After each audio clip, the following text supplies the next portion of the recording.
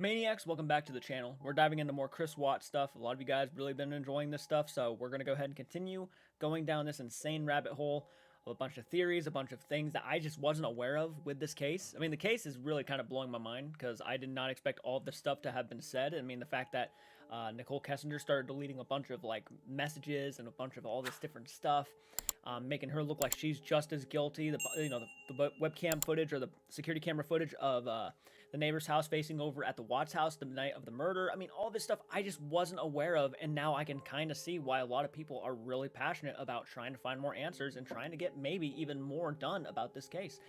Just a lot here. Bailey Sarian? Is it Bailey Sarian? I hope that's how you pronounce your name. I apologize if I'm mispronouncing your name. But we're gonna go ahead and watch her video called 2,000 Page Discovery, Murder, Mystery, and Makeup. Bailey Sarian. She's gonna be doing her makeup while watching it. This should be interesting. She'll be doing her makeup while watching this. All right, I'm okay with that. Okay, let's go ahead and watch this video, guys, and I'll give you guys my thoughts, of course, during and after the video. Hi guys, how are you today? My name is Bailey Sarian, and today I just want to sit down, get ready, and then also talk about crime, murder mysteries, stuff like that. I don't know. I feel like it's very. Let me talk about someone getting murdered while I do my makeup. But like, I don't even know how to approach this without sounding insensitive at all. Like many of you out there, I too am obsessed with crime and murder. So crime and makeup, murder, mystery, makeup, Monday. So today I want to talk about the Chris Watts case. I was very invested in it. It was sickening. I was up late at night just trying to understand how, why, when, where, everything I could. They released a 2,000 page discovery, and that is put out there. I believe it's put out there mainly for defendants, so they can know what they have against them, I guess. But I think also it's put out there for media. But it's pretty much all the court documents, every single person they interviewed, a whole timeline. That's where I'm getting my information that I'm going to talk about today. The whole timeline that I have is straight from the discovery. Anything that I use on my face, I'll list in the description box below, but I'm not going to talk about each product. So let's get ready together. So let's start off with a little background. Shanann Watts met Chris Watts in North Carolina. She was recently divorced when she met Chris, so she was married once before. It wasn't a long marriage, and there wasn't much information about it. So Chris and Shanann dated for 2 years, and then they ended up getting married in 2012. In 2 years of dating, dude. You know what she kind of looks like? Oh gosh, the person who played Katniss Everdeen in the Hunger Games. She kind of looks like her in a sense, and I don't know why the name's not coming to my mind, but maybe you can see it, maybe you can't. 2013, they decided to move to Colorado for a job opportunity, and then December of that year, they had their first child, Bella. In January 2015, that's when Chris started working for the company Anadarko Petroleum, and he was a field coordinator. Also in July of that same year, 2015, that's when they had their second baby, Celeste, who they also called Cece. Shanann at the time was working at a children's hospital. She left her job, I'm assuming to be a stay-at-home mom, but that is completely my assumption. And then she decided to work a multi-level marketing company. So she was working for Lavelle. I've never heard of Lavelle. If you know what an MLM is, it's like Mary Kay or Avon, where you buy a bunch of products and then you essentially find clients to buy products from you, and then you get them to join like a pyramid. And apparently she was very good at what she did. She had her own Facebook page where she would go live on Facebook showing new products, new stuff that people... I got a couple friends who do a lot of that stuff too. Yeah, products and stuff, selling a lot of things online. Yep, I've shared a couple of their live streams too on like Facebook and stuff. People could purchase. She was also showing just her life in general on Facebook. A lot of the comments I saw from people in regards to this case, a lot of people were like, she puts her whole life on the internet. Why does she have to do that? Like, why can't she just be in the moment with her family? When you take a step back and you look at the bigger picture, you realize that that's part of the job. Part of the job of the multi-level marketing companies is to get on like Instagram Live or Facebook Live and really promote the products, talk about the products, and get people engaged with you personally. Build a relationship with your clients. Kind of get to like know them, LuLaRoe. We all had one of those friends who was constantly trying to push that, get you to purchase those damn leggings that nobody wanted. So she was doing that too for these products, and she would show everything. And occasionally Chris would come on the lives as well. And she seemed very successful at what she was doing, and she was pretty high up in the company. But she did end up winning, due to her sales number, a company car, which she ended up getting a Lexus. If you watch some of these lives, and I believe they're still up on Facebook, if not, they're all over YouTube, you can see that Shanann she's not shy. She doesn't seem... I almost need to go ahead and check those out. I mean, hit the like button if you guys want me to check those out, the lives that she did on like Facebook and stuff. I mean, it really, I guess it really doesn't add too much to just the murder talk and self to give me more of an idea of what the family was, I guess. Shy. Occasionally when Chris would come in, her husband, he seemed more like the shy type or the introvert, not as comfortable as she was on camera. Friends and family would report that their relationship was actually really, really good, and that Chris was the ideal dad. He was always there for the kids. I said the same thing, yeah. He loved them deeply. Neighbors and friends would say that Chris was an introvert. He was very shy and quiet, kept to himself a lot. I'm actually a little bit of an introvert myself. I'm pretty shy too. I do talk a lot on camera, and I do like talking to my audience. That's the kind of the idea that I thought too, is that it's like, I could see why this was so shocking to a lot of people, because it comes off like the perfect family situation. Like the guy comes off like the perfect dad, the mom comes off like the perfect mom, the kids are just adorable and very sweet and innocent, and it just was like they all look like they're having fun in those like family photos you would see. It's just one of those things. It's like, damn, I would never have expected this. May of 2018, Shanann found out that she was pregnant. So Shanann actually went on Facebook Live and recorded Chris Watts' reaction to the positive pregnancy test. So she was sitting on the couch with her 2 daughters, and she was holding the pregnancy test. Chris walks in and she shows him the pregnancy test, showing that it's positive. Chris's response was strange or kind of weird. If he's introvert and he's shy and he's quiet and he's on Facebook Live, maybe he just doesn't know how to react. With Shanann's work, they got sent on company trips a lot, and in June, her and Chris went to San Diego, and she was on Facebook Live and she was sharing everything about it. It seemed like they got to go a lot of places. They were very well traveled. They decided to have a gender reveal party in August. June 27th is when Shanann and the 2 daughters went on a 6-week vacation to visit family back at home. They called it a vacation, but it kind of seems like that there was already problems in the relationship. Neighbors would report hearing screaming, fighting. They'd be out on the driveway fighting, and then the next day Shanann had left to go home for 6 weeks. 6 weeks is a long time. During that time, that's when Chris... Okay, I basically know all this stuff. I think this is, it's just the background of everything that we already know. So like, this is, I guess, not her like opinion. This is just going over everything we already know. And I guess it's good to, get another, like, just a run through. I appreciate that, because there are some things that I forget about that we're kind of getting a background again.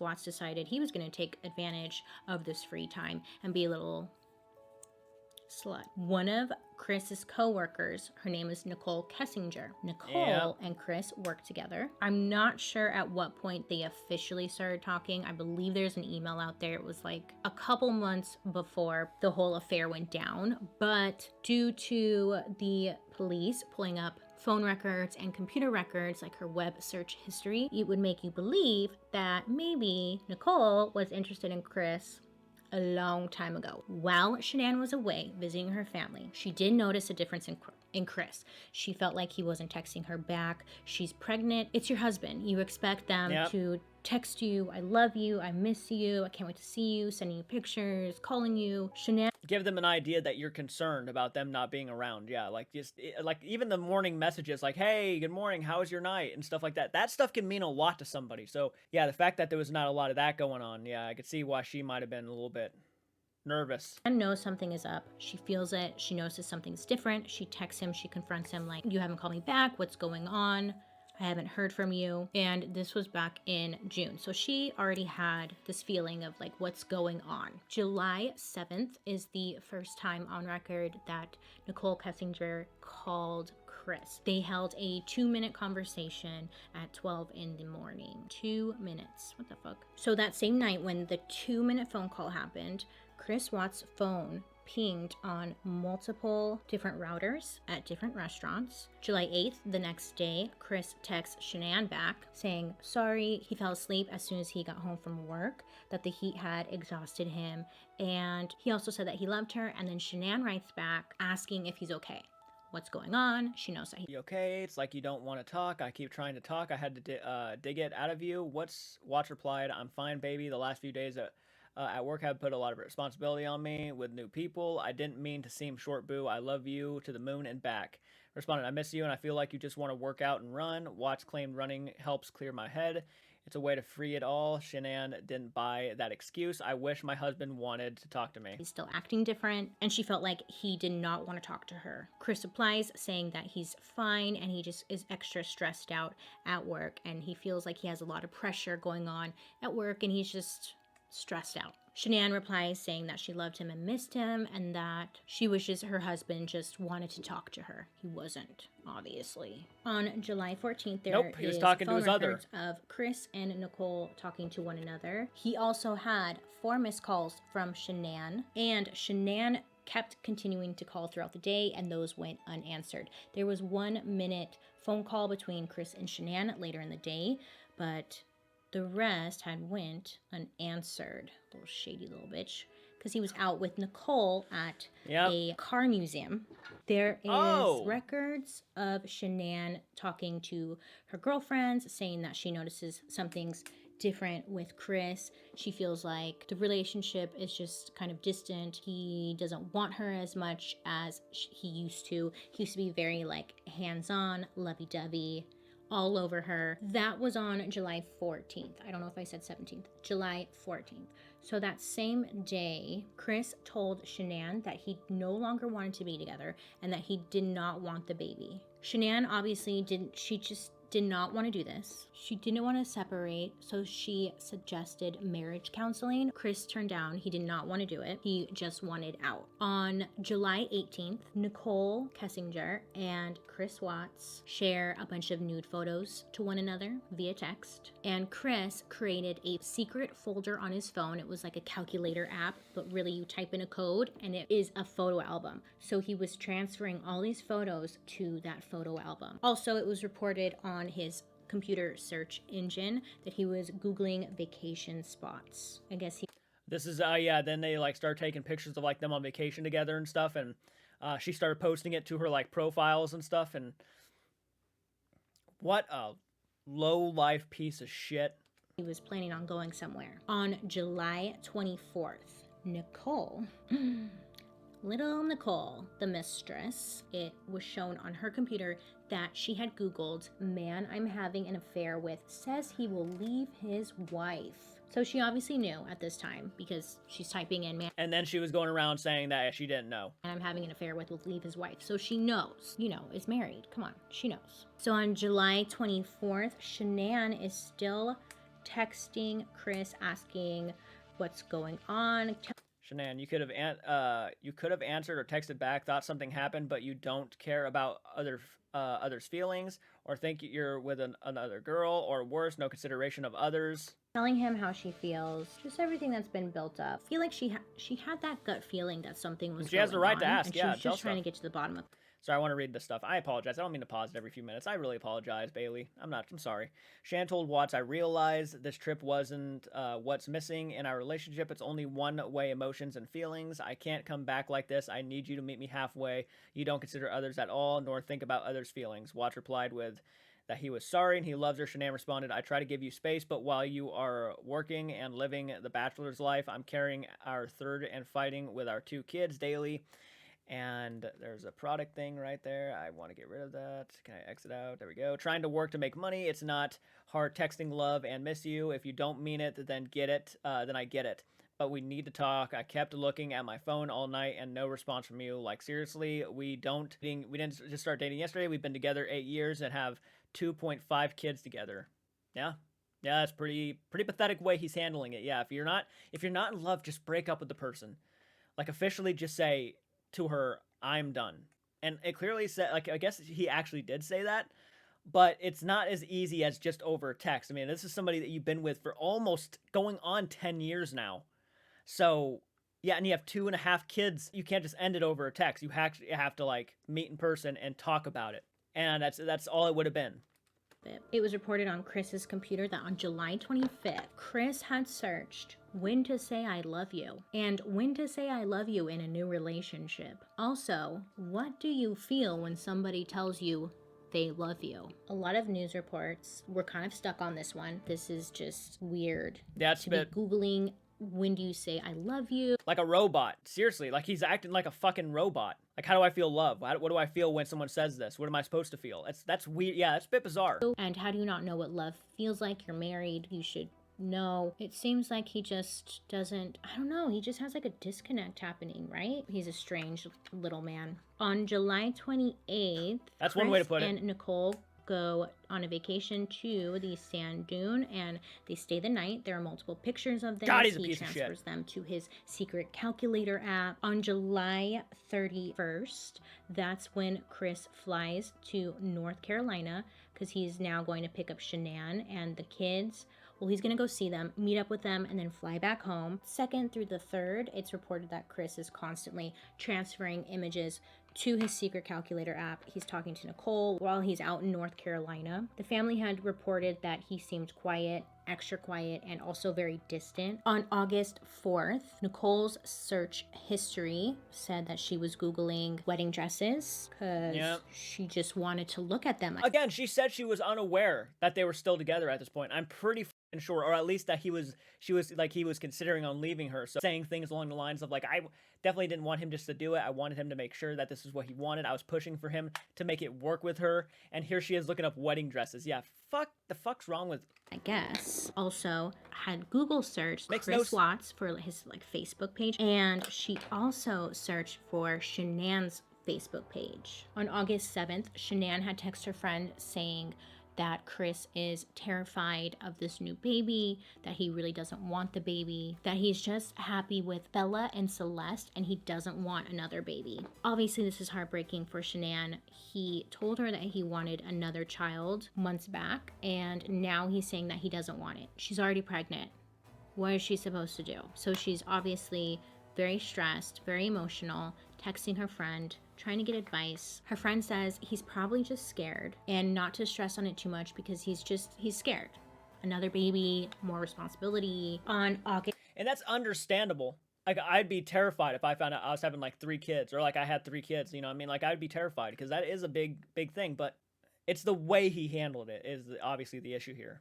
August 8th is her 15-week appointment for an ultrasound. Also when she cancels the gender reveal party. So she had a friend reach out asking why she canceled the gender reveal party and she responded, Shanann said her and Chris are not compatible anymore. He refuses to hug her. He pretty much has no interest in her and he does not want to go to counseling either. Just tells her he's not interested anymore. On that same day, Nicole over here was Googling, wait for this, marrying your mistress. So Nicole is Googling marrying your mistress. She's sloppy. Why are you Googling that? Just guess how that works out. Probably doesn't work out. Shanann did find out that she's having... They have a lot in common. Googling the most obvious things that, you know, you should always...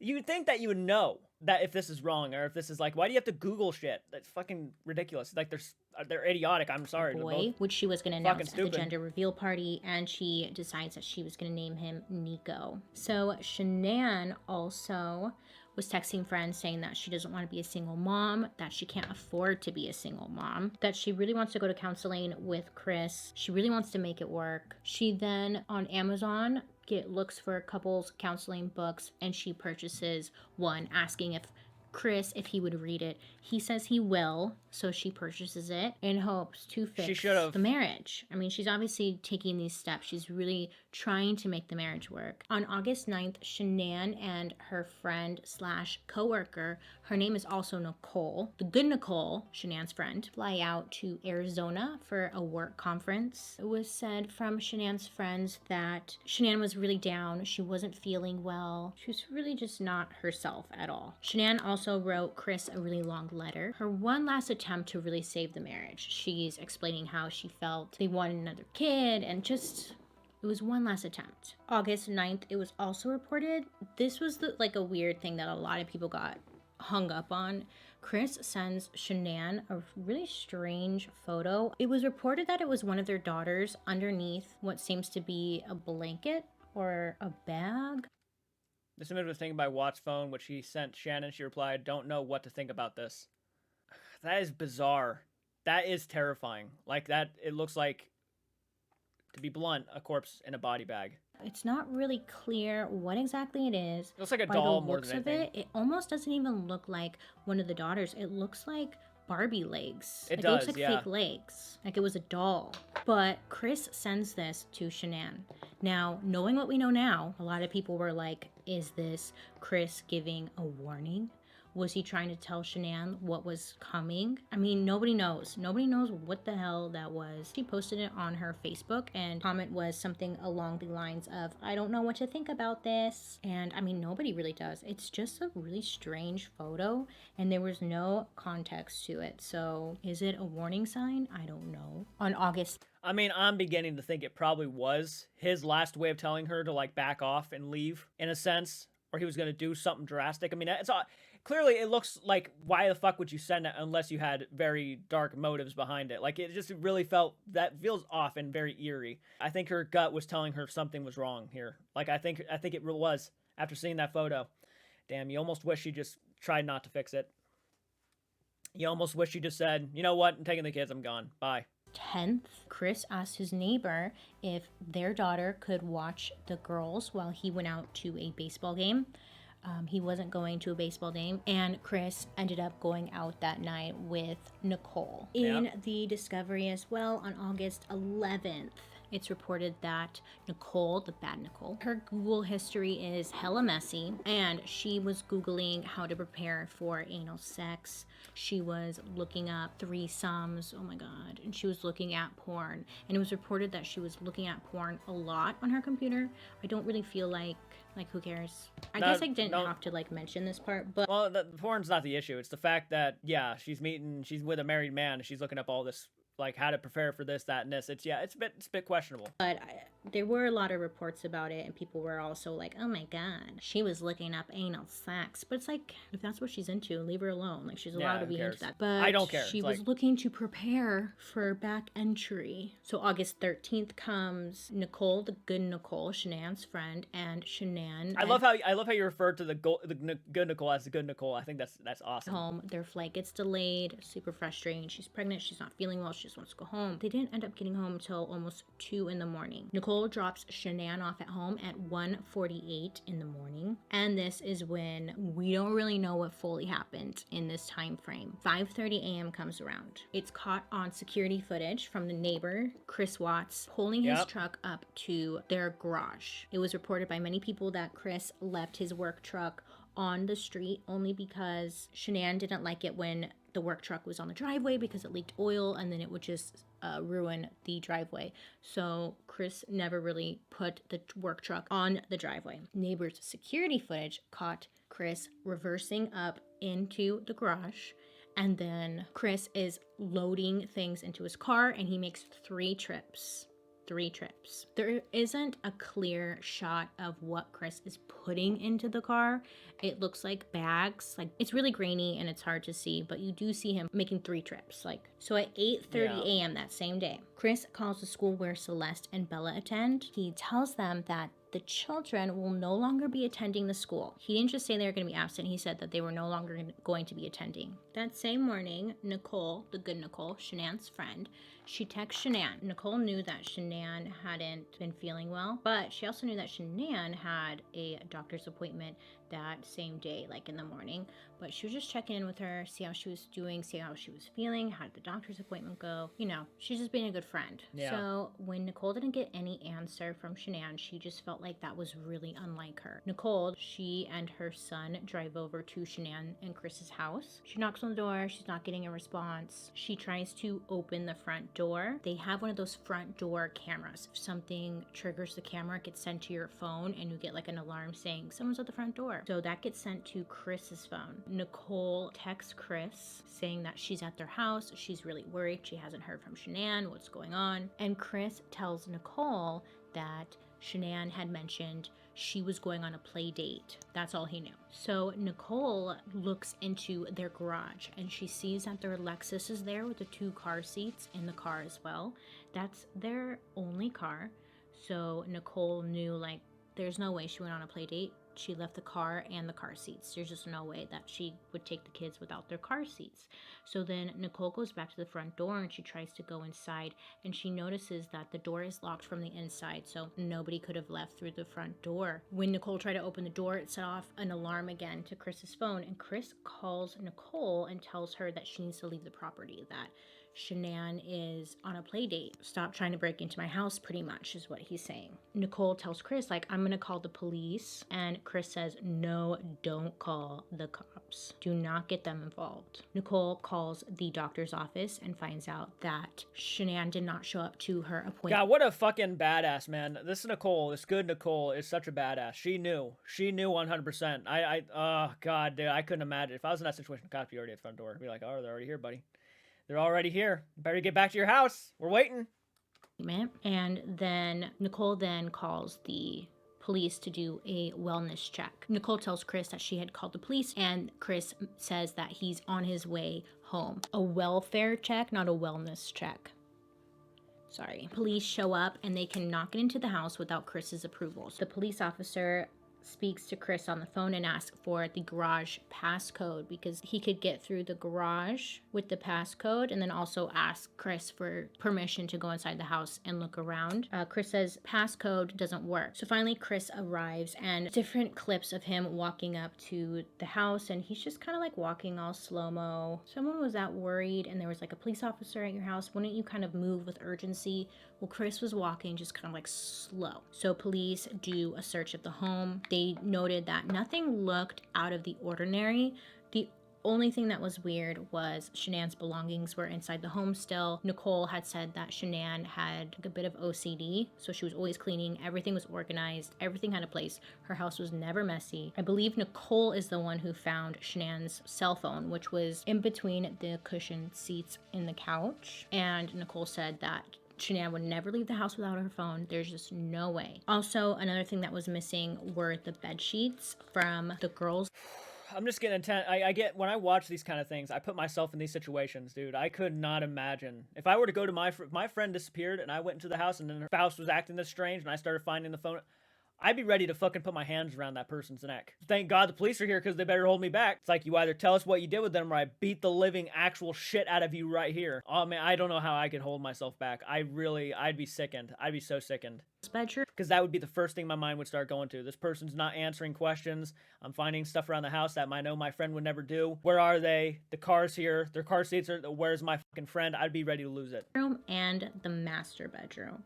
So everything else was there except for the bed sheets. Chris had spoke to the police and said that when Shanann got home, they had a discussion about their marriage, and they also got into a fight. And then he woke up at 5 a.m. and then he left for work. So that's when local news came and did an interview of what was going on, and they interviewed Chris. Now, Shanann's mom told Chris not to do the on TV interview. She didn't want him to because she didn't think he was guilty. Normally, if you do those interviews, people will always point the finger and say you're guilty. And later on, Shanann's mom said thank God that he did that interview, because if you watch it, Chris is a terrible actor. In the interview, they're asking, oh yeah, do you know where your wife is at? And Chris is saying, no, I don't know where my wife is at. I just want them to come home. And he's like, has this little snicker, and he's kind of laughing. I hate this fucking guy. I hate this fucking guy. I really do. Like, I would fucking look at that face. Makes me want to deck him so freaking hard. I cannot stand that. His eyes literally have no emotions in them. No emotions and just a robotic smile. It is almost it's terrifying. Just weird. If your wife and 2 children are missing, you're probably not going to laugh. I don't think you see him cry or shed a tear once. It's the strangest thing. On August 13th, it is reported on Chris's phone that he is going through and trying to delete text messages. He's also trying to delete anything that has to do with Nicole and get rid of any evidence. Nicole and Chris, the bad Nicole, hold a 51-minute conversation on the phone. She states that she had no idea that his wife and children were missing. She had no clue what was going on. We don't know what they talked about for 51 minutes, but suspicious. Then it's reported Very, on Nicole, the very bad Nicole, sus. on her Google that she was looking up Shanann Watts. So this was August 14th. Because I think she was actually trying to keep updated on it in case they found the bodies. I think she knew that they were dead. 100%. She was Googling 100%. Shanann on August 14th, the bad Nicole. She also Googles, can cops trace deleted text messages? She spent a good amount of time Googling how to get rid of text messages, which, again, weird. I don't know how she didn't get in trouble for tampering with evidence, but I think she know? should have. I really don't know anything. Of course, when the FBI interview Chris, he denies having an affair and says, quote, "Nah, I wouldn't do that." End quote. He also says it is possible that Shanann may have been having an affair. Chris also explains that they fell out of love with one another and that the relationship was not going well. The FBI informed Chris that he is a suspect and asked him if he would do a polygraph test, which he does indeed do. And failed. One of Chris's co-workers, he had found emails between Chris and Nicole. I did a reaction. I watched that, yeah, where they pretty much tell him, like, yeah, so we want to make you aware that you failed. You need to start telling us right now what you did.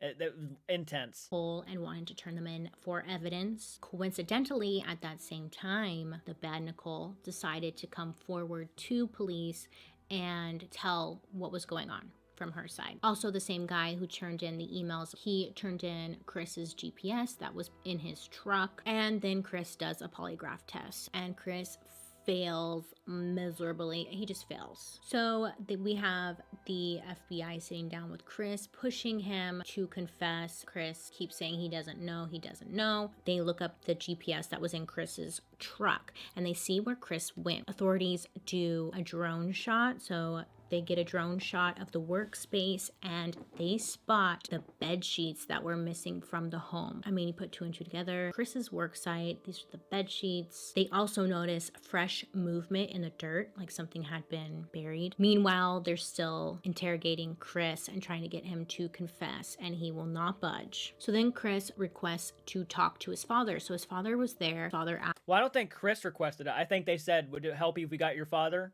If we got your father in here, would you actually tell him?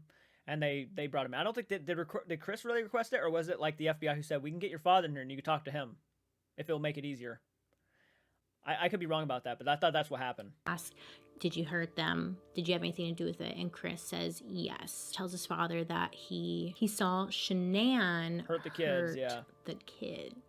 FBI agents come back in and Chris's father stays in there as well. Chris confesses. So he says that Shanann had come home. They started to talk about the separation. Chris then left the room and then he went into Bella's room and he saw on the baby monitor that Shanann was strangling both of the kids. And then Chris says that he blacked out in rage. And yeah, because that's a mother who's wanting to have a third kid would do to her kids. Makes no fucking sense. Yeah, clearly he did it. Clearly. Strangled Shanann. So then he says he loaded them into the truck, which was caught on camera, and he drove them to his workplace where he then dumped the bodies. So he buried Shanann in a shallow grave. He dumped both of his daughters into the big oil tanks. It was said that the oil tanks, it was an 8-inch hole and that he had to shove one of the girls in there because they weren't fitting, and there's actually some hair found on the oil tanks that like ripped out. Both of the girls were in these big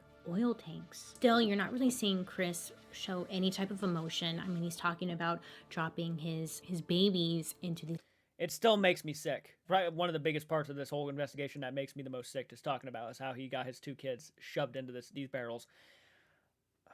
Big oil tanks. Yeah, you just like can't wrap your head around it. It's just weird to watch and uncomfortable.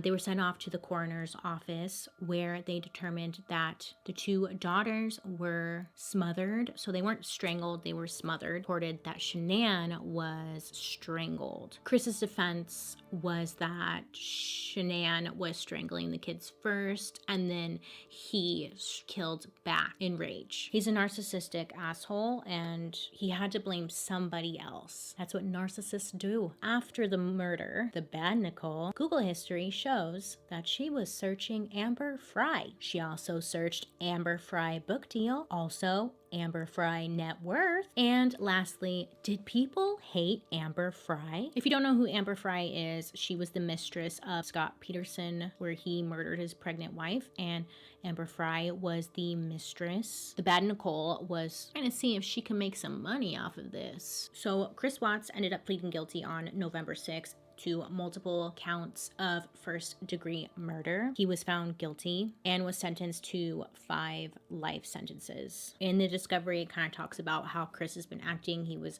on a suicide watch. They thought that he was going to try and kill himself. Still, not much emotion was reported. He ended up getting moved to a different maximum security prison because there were a lot of security concerns. So he's in prison for life. Oh yeah, you murder children and kill women? Oh yeah, good luck in prison. You'd be surprised how many people in prison do not love hearing that stuff. They are disgusted by that kind of behavior and actions. Oh yeah, you'd be blown away. He didn't get the death penalty, and he's going to live a very awful life in prison as he deserves.